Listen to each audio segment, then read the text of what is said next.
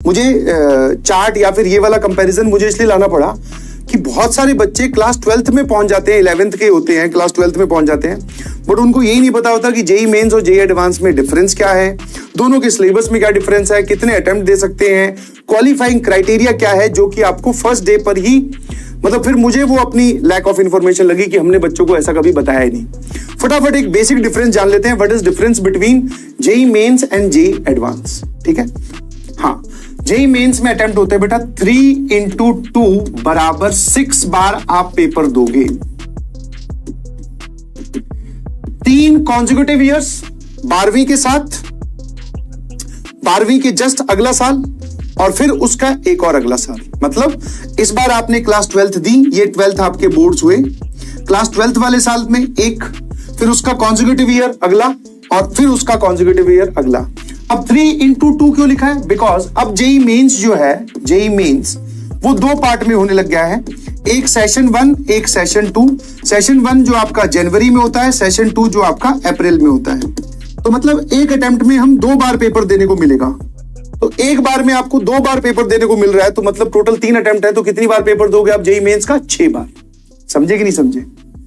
एक बार जनवरी में, एक बार अप्रैल में। ठीक है, बहुत बढ़िया गवर्नमेंट ने किया कि अगर आपका जनवरी अटेम्प्ट थोड़ी कुछ किसी एरर की वजह से आपका गलत हो गया तो आप तुरंत उसको रेक्टिफाई करो, अपने आप को इंप्रूव करने का मौका दो, 2-3 महीने का आपको टाइम मिलता है, 2 महीने का, फिर आप अप्रैल अटेम्प्ट में फिर फोड़ दो। ठीक है, अगर जेई एडवांस की बात करें तो इसमें सिर्फ 2 अटेम्प्ट्स हैं। और कैसे अटेम्प्ट्स हैं सर? वो भी 2 कॉन्जिक्यूटिव अटेम्प्ट्स हैं। मतलब ऐसा नहीं है कि आपने 12वीं खत्म कर ली और 12वीं के 3 साल बाद में बोल रहे हो कि भाई अब मैं, सर वो मेरा जो एक अटेम्प्ट बचा है वो ला दो। नहीं, हमेशा इसमें भी कॉन्जिक्यूटिव ईयर्स, इसमें भी कॉन्जिक्यूटिव ईयर। जैसे ही आपकी क्लास 12th खत्म हुई उसके साथ और एक जस्ट उसके अगला साल। अब इस साल में आपकी तबीयत खराब होगी या आपने सोचा कि मैं पेपर नहीं दूंगा, तो आपका अटेम्प्ट वो वेस्ट हो जाएगा। ठीक है, तो 2 अटेम्प्ट है, पर कैसे अटेम्प्ट है? कॉन्जिक्यूटिव। कैसे अटेम्प्ट है बेटा? कॉन्जिक्यूटिव। बहुत बढ़िया। क्वालिफाइंग क्राइटेरिया क्या है, अब उस पर आते हैं। अटेम्प्ट वाला क्लियर है तो CLR लिखकर भेजिए प्लीज। हाँ, दोनों अटेम्प्ट देने जरूरी तो नहीं है, बेस्ट ऑफ 2 काउंट होता है। जिस साल आप पेपर देते हो, जेई मेंस की बात करें तो बेस्ट ऑफ 2 काउंट होता है कि आपका जनवरी अटेम्प्ट में जितने मार्क्स आए हैं, अप्रैल अटेम्प्ट, मान लो 300 नंबर का पेपर, अभी आता हूं पैटर्न पे भी 300 नंबर पेपर है, एक बार में आपके आए 180, एक बार में आपके आए 210, तो 210 आपका बेस्ट काउंट होगा, चाहे वो पहले में आए हो चाहे दूसरे में आए हो। दोनों देने कंपलसरी नहीं है, बट यस सजेस्टेड ये है कि आपको दोनों देने चाहिए। अभी सिर्फ आप इसमें इन्वॉल्व मत हो, अभी आपको सिर्फ ये इंफॉर्मेशन पचानी है कि अच्छा ये होता है। What is the qualifying criteria? आपको बोर्ड्स में 75% से ज्यादा मार्क्स स्कोर करने हैं। बोर्ड्स में 75 या 75% मार्क्स से ज्यादा स्कोर करने हैं। मैंडेटरी सब्जेक्ट्स होने चाहिए physics, chemistry, math plus English, और एक जो बचा वो होगा आपका ऑप्शनल सब्जेक्ट, चाहे वो कंप्यूटर साइंस हो, चाहे वो फिजिकल एजुकेशन हो, चाहे कोई सा भी सब्जेक्ट हो।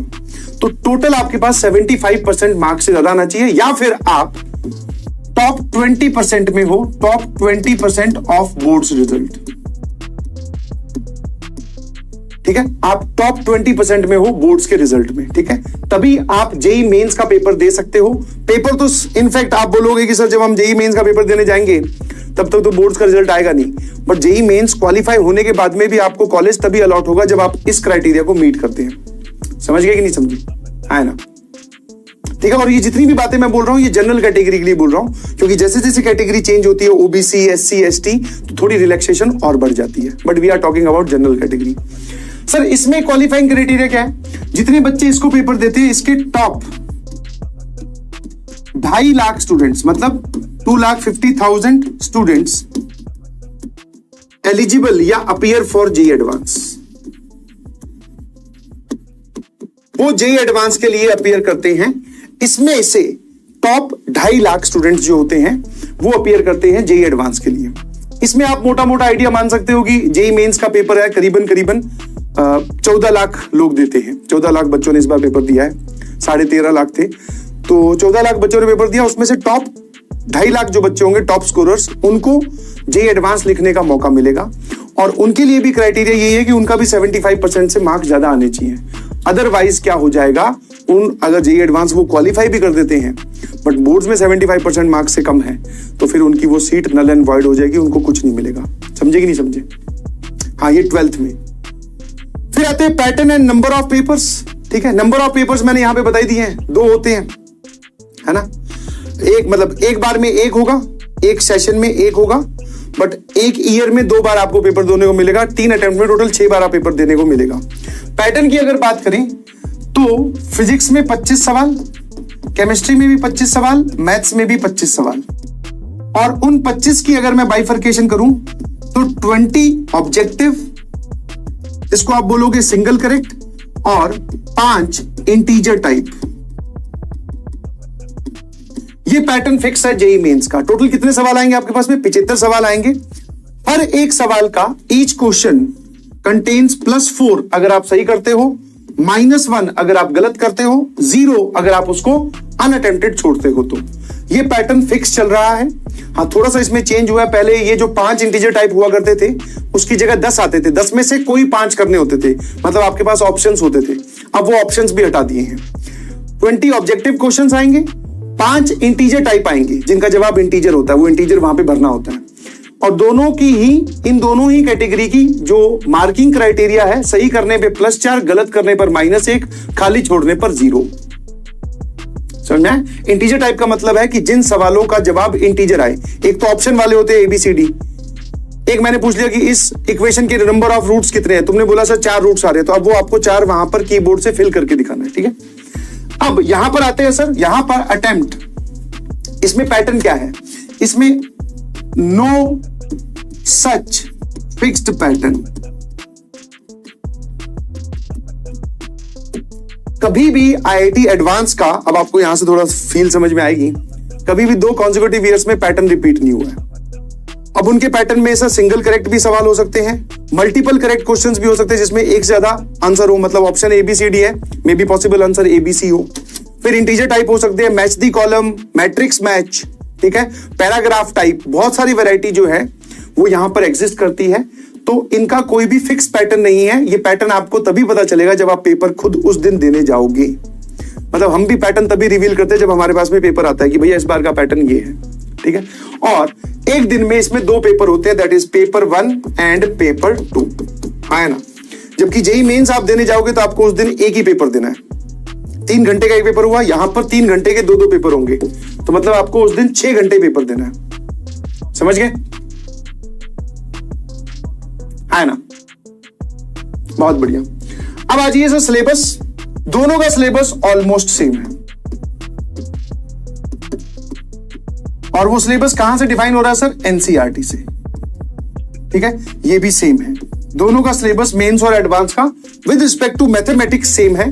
फिजिक्स और केमिस्ट्री में कहीं ना कहीं जाकर एडवांस के कुछ सेपरेट टॉपिक्स होते हैं, वो आपके टीचर्स आपको बता देंगे बेटा ये वाला पार्ट जो है ये मेंस में है, एडवांस में नहीं है, ये वाला पार्ट जो है ये एडवांस में है, मेंस में नहीं है। ऐसी बातें आपको टीचर बोलते हुए सुनाई देंगे। आप वहां पे टॉपिक के बगल में लिख भी लेना, और टीचर्स आपको सजेस्ट भी करते हैं कि लिख लो भाई कि ये टॉपिक मेंस में है और एडवांस में नहीं है, या फिर ऐसा उल्टा भी हो सकता है। But with respect to mathematics this is almost same. एक टाइम तक मेंस का सिलेबस ज्यादा हुआ करता था जिसमें मैथमेटिकल रीजनिंग, स्टैटिस्टिक्स, बहुत सारे चैप्टर्स थे, बट अब जो है वो स्टैटिस्टिक्स को जेईई एडवांस में भी इंक्लूड कर लिया गया है। तो आप ऑलमोस्ट सेम बोल सकते हो, नथिंग इज डिफरेंट। समझे कि नहीं समझे? तो इसलिए मैं आपसे रिक्वेस्ट करूंगा कि जब हम पढ़ाएं तो जिस टॉपिक के बारे में लिखा जाए कि ये मेंस में या एडवांस में नहीं है, तो आप भी वहां लिख लो, ताकि जब आप रिवाइज कर रहे होंगे कि भाई मैं मेंस के लिए तैयारी कर रहा हूं फोकस होकर, तो एडवांस वाले टॉपिक मत पढ़ो।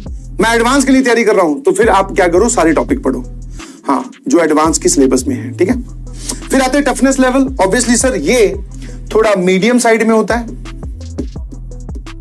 और ये तो सर आप जानते ही हो, तुमने नेट पे वो रील देखी होगी ना, व्हाट इज ऑरा। इसका जो ऑरा है वो ऑरा पॉइंट्स इसके 999 क्या मतलब 1 लाख से भी ऊपर है। समझे कि नहीं समझे? 999 क्या इसके 1 लाख से भी ऊपर हो रहा है। समझ में आया? टफनेस विद रिस्पेक्ट टू, ऐसा नहीं है कि लेंदी सवाल आएंगे सर, हम एक सवाल को सॉल्व करने लगे 5 पेज भर गए फिर जाके जवाब आया, नहीं। थिंकिंग डेवलप करने वाले सवाल, जहां पर थोड़ा सोच लग रहा है, कॉन्सेप्ट की डेप्थ लग रही है। अगर किसी को सिर्फ फॉर्मूला याद है तो उसके बेसिस पे सवाल सॉल्व हो सके, ये नहीं होगा। आपको पूरी टॉपिक की अंडरस्टैंडिंग होनी चाहिए, जो कि आपको इन 2 सालों के टाइम में सिखाई जाएगी कि कॉन्सेप्ट की डेप्थ कैसे सीखी जाती है। एज लिमिट, इस पे कोई एज लिमिट नहीं है भाई, नो एज लिमिट। इसमें एज लिमिट है, जनरल कैटेगरी की बात करूं तो अक्टूबर 1, 2000 से on and before, sorry on and after, कि आपकी जो डेट ऑफ बर्थ है वो या तो 1 अक्टूबर 2000 हो या फिर आपका जन्म इस डेट के बाद में हुआ हो। कोई ऐसा तो नहीं है ना? इसमें कोई एज लिमिट नहीं है, अटेम्प्ट्स है, एज लिमिट इसमें कोई नहीं है, बट इसमें एज लिमिट है 1 अक्टूबर 2000 के दिन या फिर उसके बाद में आपका जन्म हुआ है ना? ठीक है, आ जाइए सेफ स्कोर। अब मैं आपसे ये सवाल आपसे पूछता हूं कि आपको क्या लगता है, जैसे ये वाला जो है जेईई मेंस का, आप बोल सकते हो 300 मार्क्स का पेपर आएगा और ये कहीं ना कहीं ऑन एन एवरेज 360 मार्क्स का होता है दोनों पेपर्स मिलाकर। पेपर 1 प्लस पेपर 2 मतलब 180 मार्क का आप पेपर बोल सकते हैं। ये मैंने अप्रोक्सीमेट लिखा है बिकॉज बेटा ये चेंज होता रहता है हर साल, क्योंकि पैटर्न ही फिक्स नहीं है, बट हाँ ये 300 मार्क्स का होगा। अब तुम मुझे एक बात बताओ कि कितना % आपको या कितने मार्क्स लाने पड़ेंगे तब जाकर हम इसको क्वालिफाई कर पाएंगे, है ना? तो इसमें आप बोल सकते हो करीबन 50 से लेकर 60% मार्क्स, और इसमें क्वालिफाई करने के लिए 30 से लेकर 40% मार्क्स। ठीक है ना? इसका 30% कितना हो जाएगा भैया? करीबन सर 110 मार्क्स हो जाएंगे। तो दोनों पेपर मिलाकर आपको फिजिक्स, केमिस्ट्री, मैथ का स्कोर मिलाकर 110 से ऊपर स्कोर करना है, आप आईआईटी में सेलेक्ट हो जाओगे। और अच्छे मार्क्स लेके आते हो, 40% लेके आते हो तो रैंक और अच्छी आएगी। 50% मार्क्स ले आए तो आपकी रैंक अंडर 1000 आ जाएगी। ठीक है, यहां पर 50% का मतलब कितना होगा सर? 150 marks total. अगर आपके पास में 300 का है तो 50% इज 150 मार्क्स। तो ये एक मेजर डिफरेंस मैंने आपको या कंपैरिजन करके दिखाया जेईई मेंस और जेईई एडवांस में। Sir no